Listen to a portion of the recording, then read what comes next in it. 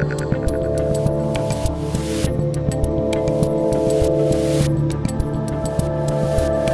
you doing, people? It is January 12th, 2022. I'm Dave Florida Rubin reporting to you live from Florida, the greatest state in this once great nation. That's going to be great again. I've got a little work to do, but we're going to do it.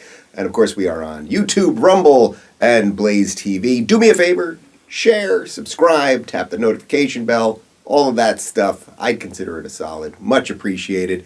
We are doing a Q&A today, and Ask Me Anything. We got dozens and dozens of questions at rubinreport.locals.com, which if you have not joined, you should, so that you can play along and ask me anything. But before we get to that, I wanted to talk to you about yesterday's State of the State right here in the great state of Florida, because I mentioned on the show yesterday that Governor Ron DeSantis, was doing his State of the State address, and in many ways, it really is the country's State of the Union. We all know the State of the Union, right? That's when the president comes out once a year in January, tells you what he thinks about the world, his vision going forward, what they're going to do, what they want to do, who the bad guys are, all that stuff.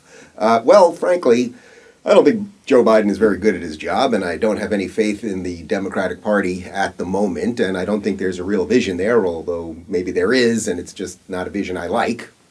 Let's put that aside for a moment. But I do think what's going on here in Florida is pretty freaking fantastic, and I know I have a bunch of questions about it in the Q&A that I'll get to in a moment. Well, Ron DeSantis gave his State of the State, and I wanted to show you a couple clips from it. And I will leave it up to you to decide for yourself whether you think the vision that this guy, Florida man Ron DeSantis, is putting forth is a vision of a country and a state that you would want to live in, that protects your rights, cares about you as the individual, doesn't believe that it is designed to govern over you forever, or if you think Joe Biden's better. And we'll juxtapose some DeSantis and Biden clips. You know I love the word juxtaposed. But first I want to talk to you guys about Alto. You know, cryptocurrency may represent the future of money. It's one of the most exciting investment opportunities to come around for some time. But what about taxes? With an Alto Crypto IRA, you can trade crypto like Bitcoin and avoid or defer the taxes. With Alto, you can create an account in just a few minutes, no setup charges involved. You'll experience secure trading 24/7 through Alto's integration with Coinbase. You can choose from 80 plus coins available, including Bitcoin, Ethereum, and Cardano. And Alto allows you multiple ways to fund your account, make a cash contribution, transfer cash from an existing IRA, or roll over an old 401k. Ready to take your investments to the next level? Diversify like the pros and trade without the tax headache. Open an Alto Crypto IRA with as little as $10. Just go to altoira.com/Rubin. That's ALTOIRA.com/Rubin. Start investing in cryptocurrency today. Go to altoira.com/Rubin.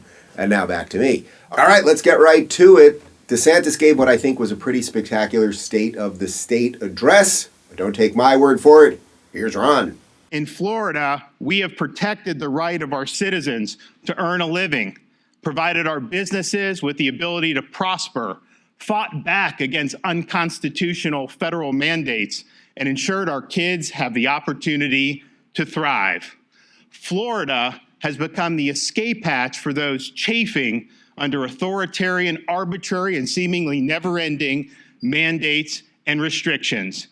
Even today, across the nation, we see students denied an education due to reckless, politically motivated school closures, workers denied employment due to heavy-handed mandates, and Americans denied freedoms due to a coercive biomedical apparatus. These unprecedented policies have been as ineffective as they have been destructive. They are grounded more in blind adherence to Faucian declarations than they are in the constitutional traditions that are the foundation of free nations. Florida is a free state.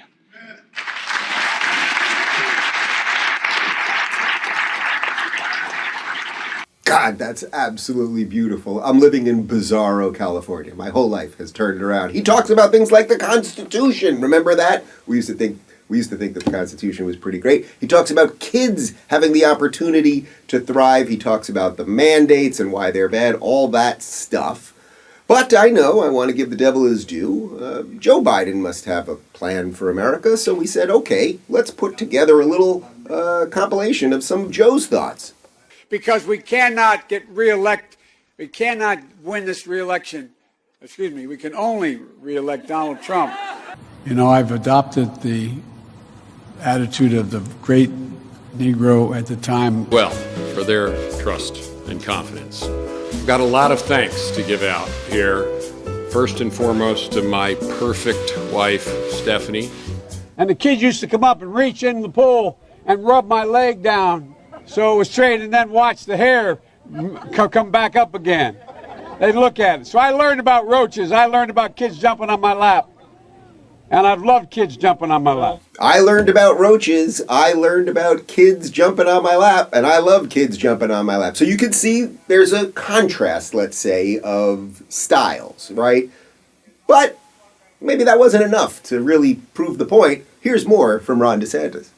We reject the biomedical security state that curtails liberty, ruins livelihoods, and divides our society. And we will protect the rights of individuals to live their lives free from the yoke of restrictions and mandates. Florida has stood strong as the rock of freedom, and it is upon this rock that we must build Florida's future. All right, pretty good. People in Florida are going to live their lives. We're going to have this rock of freedom. Sounds good. But again, I don't want to dismiss Joe Biden out of hand. Let's go, Brandon. Let's go, Brandon. I agree. Hey, by the way, where are you in Oregon? And you fell off sideways. You landed on the darn cement over there. And Corn Pop was a bad dude. Number two. Look, Fat, look, here's the deal. No, you haven't. You're a lying dog-faced pony soldier. You said you were, but you're...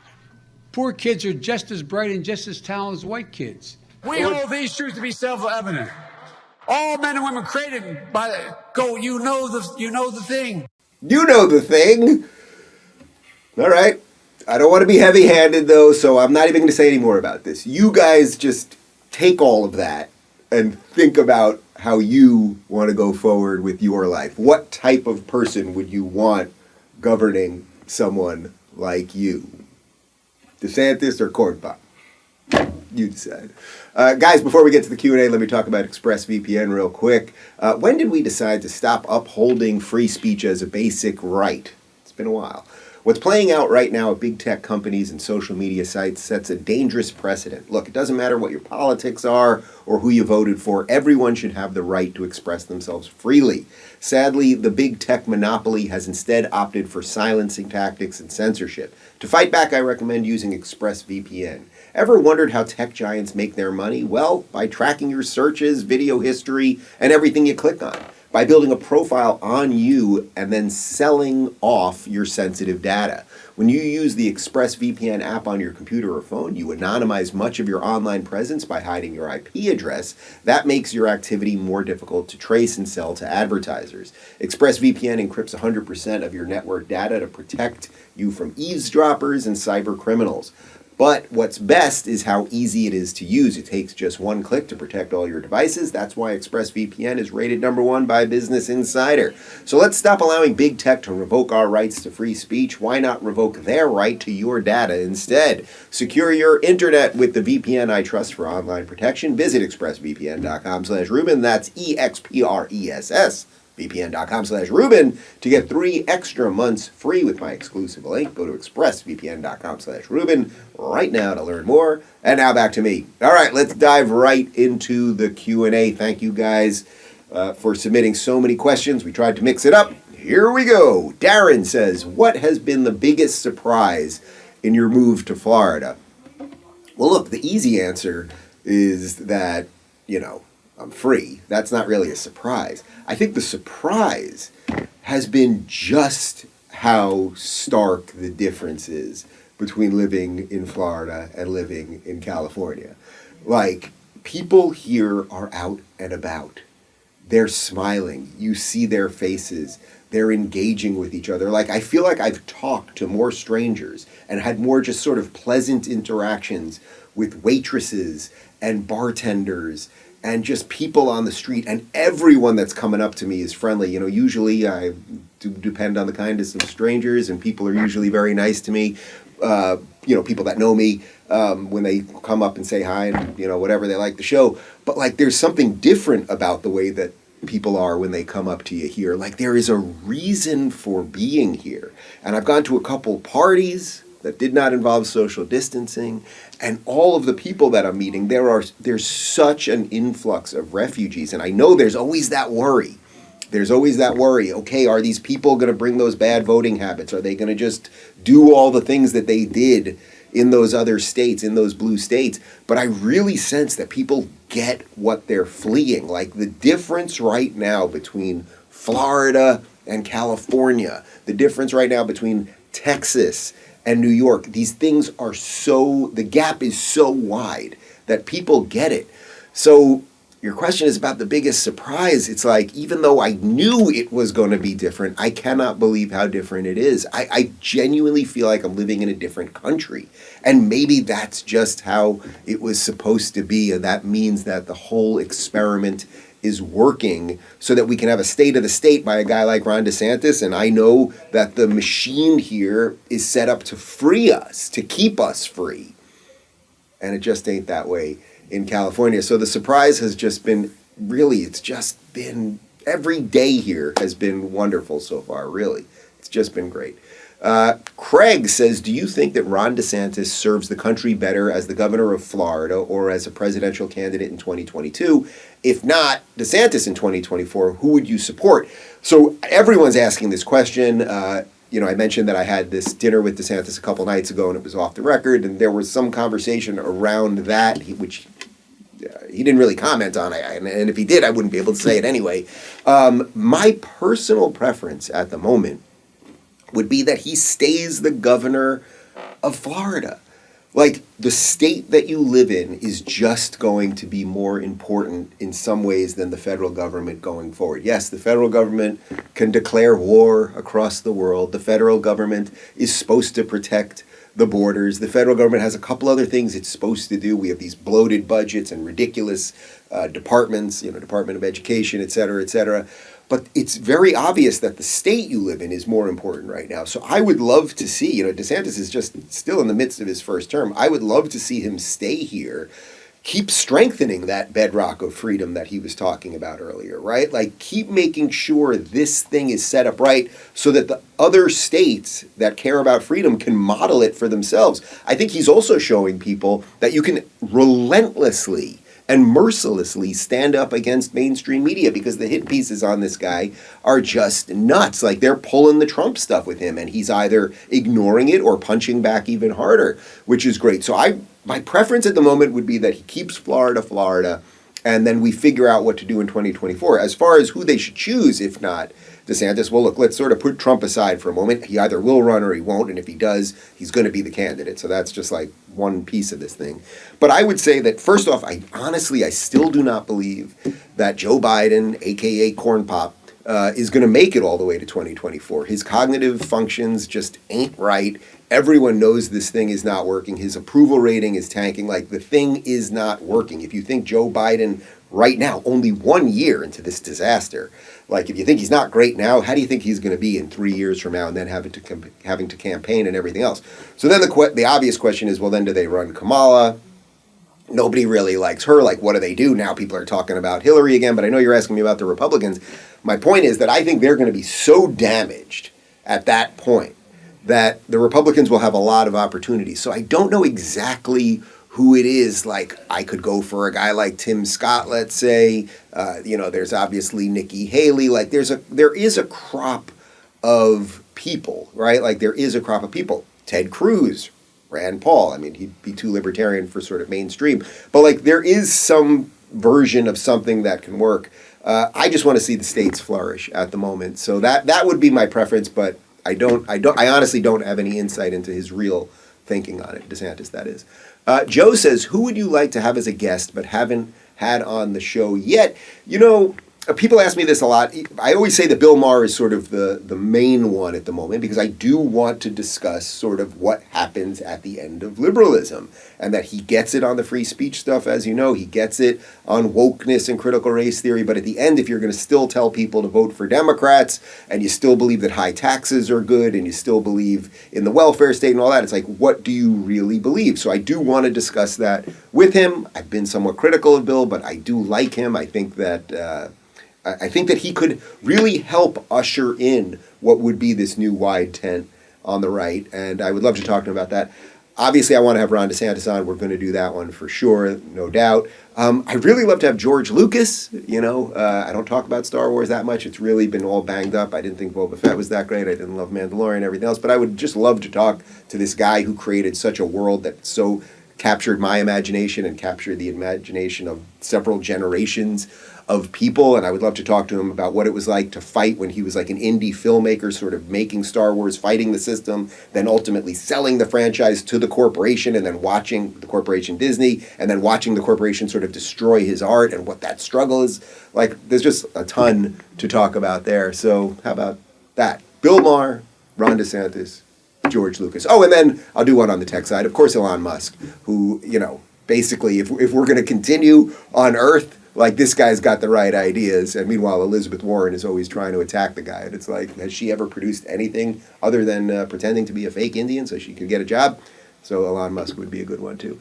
Emily says, how do you feel about the government limiting monoclonal antibodies and the media downplaying their effectiveness? I'm in Georgia, and it's almost impossible to figure out where to get it. I think they have blood on their hands for limiting people's ability to get this potentially life-saving medicine. So on the latter part of that, I completely agree. The fact that the media and state governments have been so heavy-handed in not telling you other ways to take care of yourself rather than the vaccine, or in addition to the vaccine. The fact that when Joe Rogan took ivermectin, the media went crazy for a week saying he was taking horse paste. And it's like, yeah, there is a version of ivermectin that's for horses. There's also a version that's been prescribed to humans for decades, I think, at this point. I took ivermectin. It was 3 pills. I took them for 3 days, I think. And I felt better. I also got monoclonal treatment here in Florida, which was extremely easy to get. And I was basically better in 3 or 4 days. I had some leg aches, some headache, whatever. But in in California, for example, you have to come to them with a positive COVID test to then get on a line to maybe get monoclonal treatment. It sounds like they're doing something like that in Georgia. It's actually, on one hand, it's like crazy. Like, how does this make any sense? On the other hand, it really does make sense.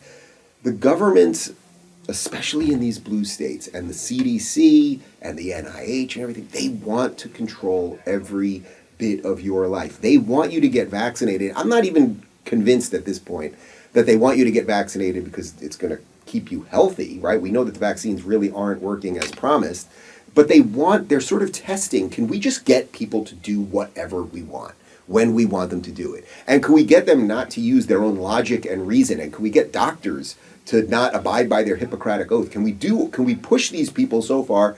And then guess what? In a year from now, they'll push us again. And then they'll say, there's the climate. We've got to worry for climate change. We better lock you down again. Don't drive your car. So these people are criminals. As I said yesterday, I'm not one for throwing people in the gulag. That's what they do. But what are we going to do with these people who have lied about everything, who have made crazy profits, the drug companies, pharmaceutical companies, the politicians who have just absolutely shredded the Constitution, everything else? What are we going to do? I don't know exactly what we're going to do, but I would say relative to COVID, you should have access to whatever medications you and your doctor think are going to work for you, and then you should take into account as much information as possible and figure out what's right for you. And if you don't live in a state that will let you do that, there are some other states out there. Giannis says, will you do any meetups in Miami? I would love to meet you and hang out with members of this community. Yes, absolutely, for sure. We've been here for a couple weeks now. We're finally closing on the house this week. Then we'll get into the temporary studio next week, and I'll be back at 11 a.m. our new time, 11 a.m. Eastern, live going forward starting next week. And then we're going to build out our full studio. So we'll have a temporary studio in the house, then the full studio. I mention all that because I just haven't had a moment. We're in Boca right now shooting at Newsmax. There's been a million things. We got COVID. So I wanted to get here and just do a hangout immediately. We were just going to, do a Rubin Report Locals community hangout somewhere in Miami. It's just been kind of nutty since we've been here. So I got to get settled in the house for a week or two. And then I think we'll try to do a Locals meetup. And then I want to just do like a big Miami event. And then, of course, my next book, Don't Burn This Country, comes out in April. And I'm only going to tour in venues and in states that do not have mask mandates and don't force you to show a vaccine ID. So if that keeps me only in Florida and Tennessee and Texas, then so be it. I was talking to my guys, maybe we can figure out a way to do like, well, they're going to be pissed that I'm saying this out loud, but like seriously discounted tickets for people that come out of state because it's going to cost you to come into the state to come to the show, but we'll figure it all out. Landon says, any updates coming to Locals and Rumble in the near future? Yeah, there's a lot going on. So as you guys know, Locals and Rumble have merged. So Locals is the official subscription partner of Rumble. Rumble, which is not just a YouTube competitor, but really an Amazon AWS, the underbelly of the internet competitor. We've got a lot of stuff cooking. I don't know what they would want me to say exactly, so I can't say much. But I will tell you this. We genuinely are doing it. We are building the parallel ecosystem, right? Big tech is not going to fix itself, and the government ain't going to fix big tech. And I don't even know that it's the government's job to do it. So what did we all decide, all of the people that I've been working with on this, first by creating Locals, then talking to the Rumble guys, why we decided to come together? We did it because we believe that you can just build a better product. Build a better product, and if you build it, they will come. Somebody said that once in a movie. And so we're working on an entirely parallel ecosystem. So ultimately, you will not be reliant on YouTube, on Google, on Facebook, on Meta, and all of the other such nonsense. So I hope to have a little bit more on that for you guys soon. Mary says, Dave, at the rate their vaccine narrative is falling apart these days, how long until you see it turning our way? We will be on the right side of history. Truth always prevails. So I do believe that truth always prevails. I really do. I believe that truth is so fundamental to the human experience that we yearn for truth. We get lost in the bullshit, but we yearn for truth, that the liars and the con men and the people who want to control you, they can't control us for that long. That's the human story, right? Like the individual will always triumph, but it can be freaking messy along the way. Your question really, like, how much longer till the narrative completely collapses? I mean, this is a tough one because it's like more and more people are waking up. There's no doubt. And you can see the machine morph right in front of us, right? Suddenly things that we were all saying 2 years ago about, mandates seem, like maybe that's not really constitutional, or wait a minute, these masks don't work, and how does it make sense that when you walk into a restaurant you have to wear a mask, but when you sit you don't? Like all of the nonsense that they've pushed on us, you can now see some of it reaching mainstream. So suddenly they'll say things like that on CNN. And that's how sort of evil the machine is. They'll call us a bunch of racist, backwards, conspiracy theorists when we said the right stuff 2 years ago, and then they start saying it now as if they've been saying it all along. And the reason they do that is because they're seeing the narrative shift. I think what really caused the narrative to shift more than anything else is that over Christmas and really into the beginning of the year and a little bit right now, where Omicron was really running rampant, and I knew easily 20 people, if not more, who had it all at the same time. Some were vaxxed, some weren't, but everyone basically had the same results. Everyone survived. Some people were a little sicker, some people weren't as sick, whatever it is. Some people were sick and didn't even get tested, right? Some people tested and they weren't that sick, all of the stuff. I think what happened is it forced people in their own mind, when you see what happens right in front of you, you go, oh, I got 4 friends. 2 of them are vaxxed, 2 of them aren't vaxxed. They're all roughly the same age, and everybody survived. And then you start thinking, you go, well, then wait a minute. Why did everyone have to get the vaccine? Why did governments force companies to fire people? Why are we getting rid of nurses who don't want to do it? If at the end of the day, if you get the vaccine, you're still going to transmit it.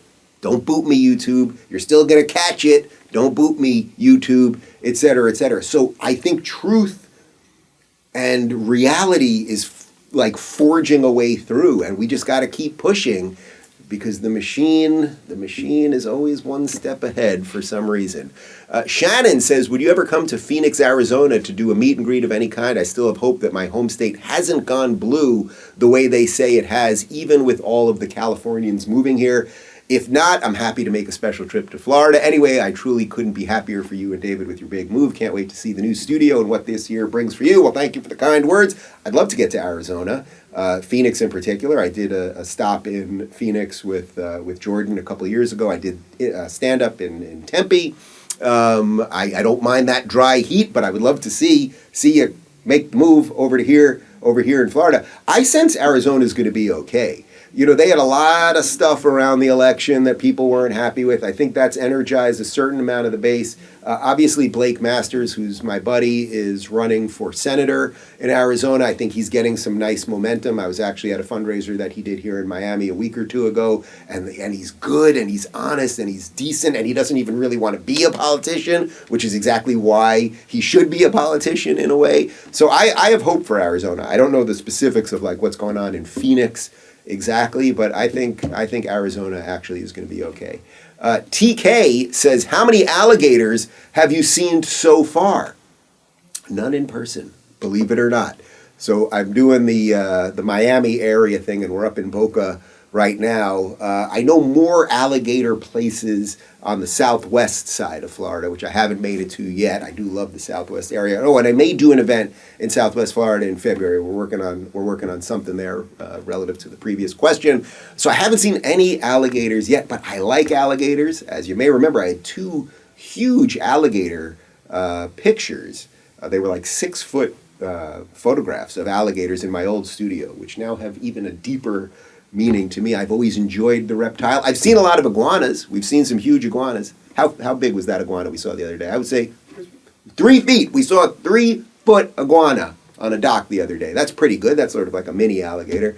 But I do look forward to seeing and feeding some alligators. Actually, there was a mini golf place that I used to go to with my folks down in Southwest Florida where they have alligators just in a moat in the middle of the mini golf thing, and you can feed them. You put like some food on a little, almost like a makeshift fishing pole kind of, and you feed the alligators. Pretty great. Okay. Storm says, will you work with people who enforce vaccine mandates?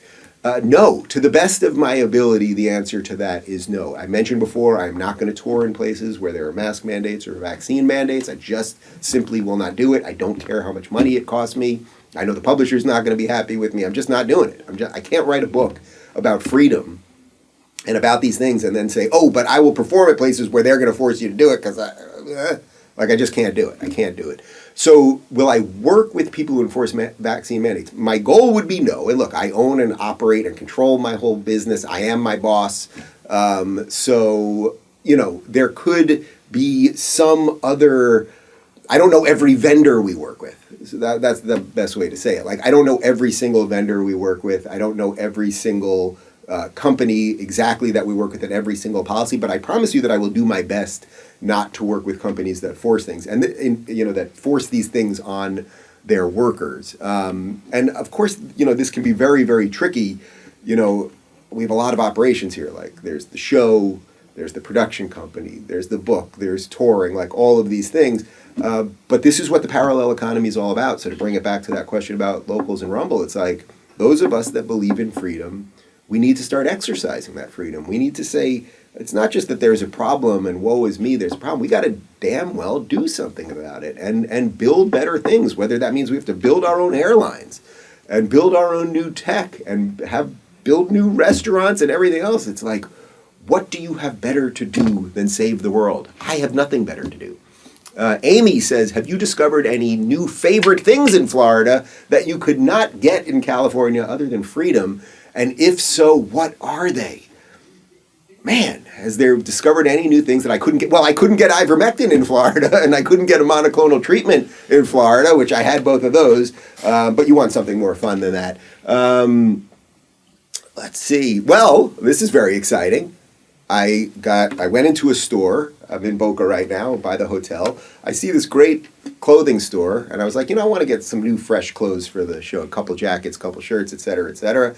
I go into the store, start chatting with the owner. It's like a local mom and pop mom and pop type operation. Tony, who might be watching this, I know your wife's watching it. I start chatting with Tony. Turns out that his wife is a big fan. I think maybe I'm going to speak at a local group that she has here. But just going into a store and chatting with someone and not wearing a mask.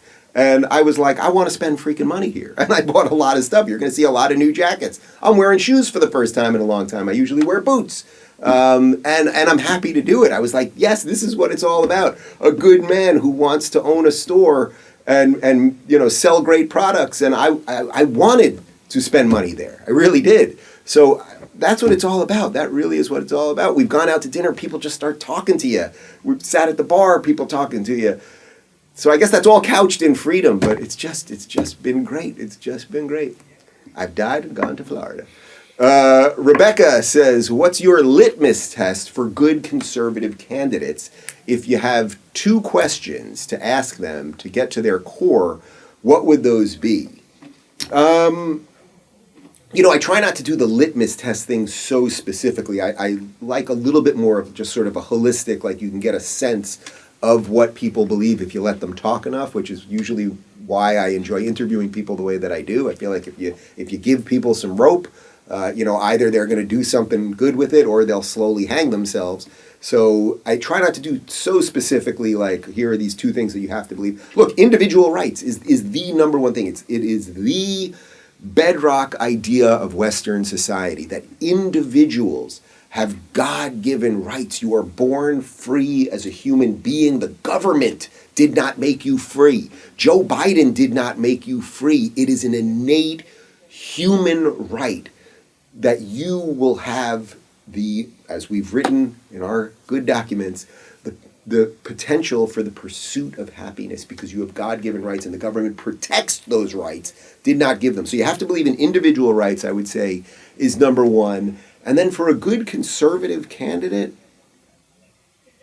well, I would say this, because I think this is the big issue right now, which is I think you have to really think through when government power should be used. I think one of the reasons that conservatives fail is that conservatives generally, because they so believe in individual rights, because they believe actually in choice, not because they just say they believe in choice, which is what the lefties do, because they don't want the government to do that much, I think conservatives often are like, the government shouldn't do anything because we're conservatives and we believe in small government and the government should do anything. That's more of sort of a libertarian approach, and that's why I don't consider myself a libertarian, a pure libertarian. I like libertarian ideas, obviously, and I like, like the intellectual exercise of how much we could do with no government and all of that stuff. But I think one of the things that conservatives have to grapple with right now is what are we going to do in the face of wokeness and critical race theory as they infect our schools? And what are we going to do as people move from blue states to red states, potentially the people with bad ideas? Should you have to take some sort of a test to move into a new state? I mean, I think we have to honestly think about some pretty complex stuff related to when government has a right to use power, because otherwise you're not a conservative, because if a conservative is trying to conserve something, conserve freedom in essence, conserve liberty, conserve family, and our ability to pass on that incredible tradition of freedom from generation to generation. So you have to honestly think about that stuff. And I think conservatives often get lost in that. And we probably all have to do a little bit of a better job. Sherry says, are you nervous at all about the hurricane season in Florida?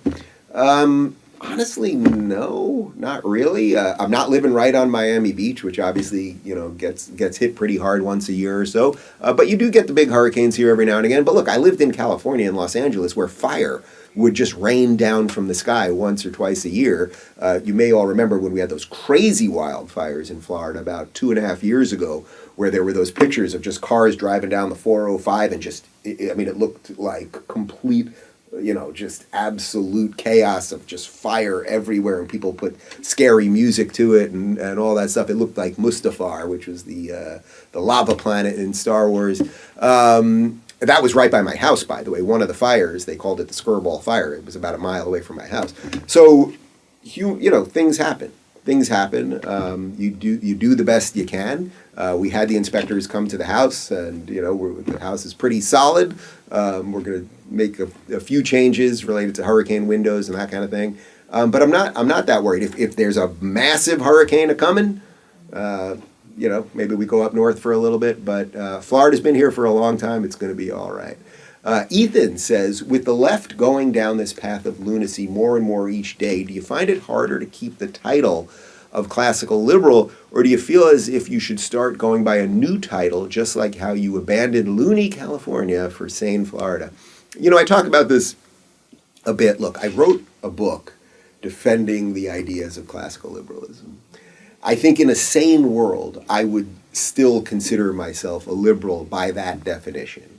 The word liberal has been destroyed. There are very few actual liberals left, certainly that consider themselves Democrats or part of the left. The left has become monolithic and authoritarian. Show me a Democrat politician who doesn't want to control every part of your life, who has policies that make sense, that allow you to decide things over your life. I mean, give me a Democrat. Really think, is that what Nancy Pelosi wants, or AOC, or Chuck Schumer, or Joe Biden? Think of any Democrat right now. When is the last time you heard a Democrat give a speech and talk about freedom or choice, or any of those things that Ron DeSantis talked about at the top of the show today? They don't talk about those things. They talk about how we can do stuff for you, right? If you just allow us, or allow, that's kind of a funny word, if we just take enough of your money, we can figure out what to do with it so you'll all live a better life. By the way, we're going to get real rich in the midst of that, and we're going to live a whole other life that you're not going to be allowed to live, because we're not going to do shit with masks, and we're going to vacation wherever the hell we want. But you peons shouldn't do that.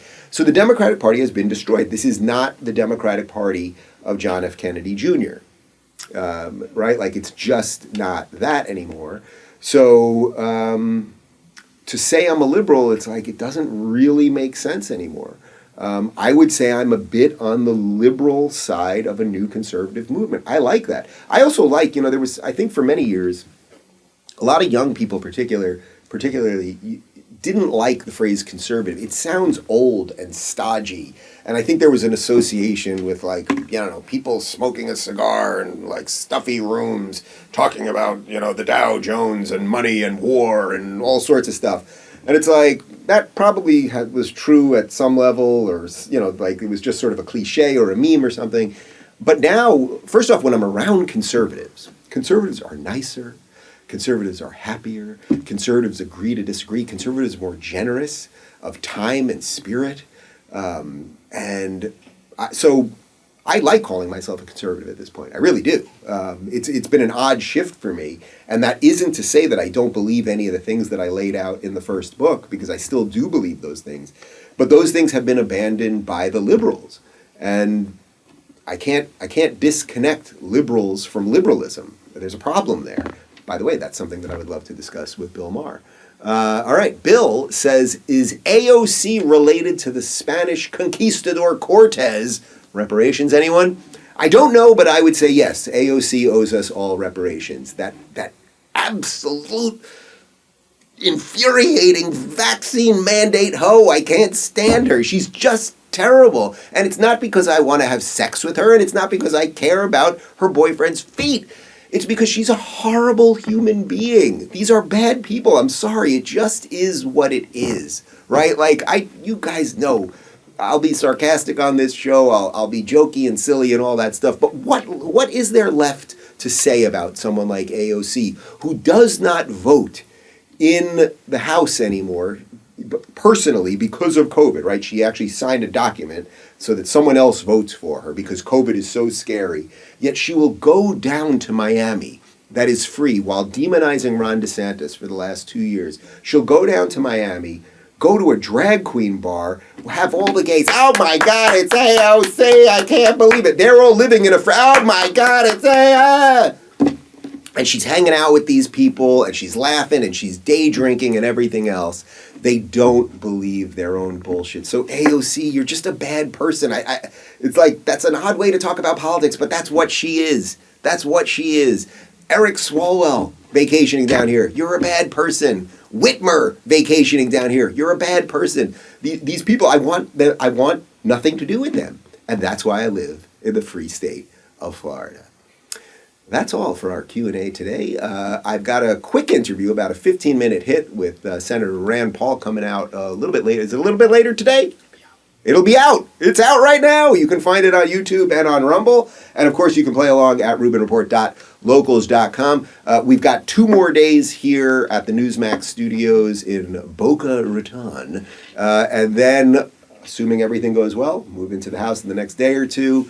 We build out the temporary studio over the weekend, and we are live at our new time, 11 a.m. Eastern, starting on Monday. I'm psyched. I'm ready. I'm just happy to be here. I'm happy to be back. I thank you guys for all the kind words that you've been sending along. Have a great day, everybody, and I'll see you tomorrow.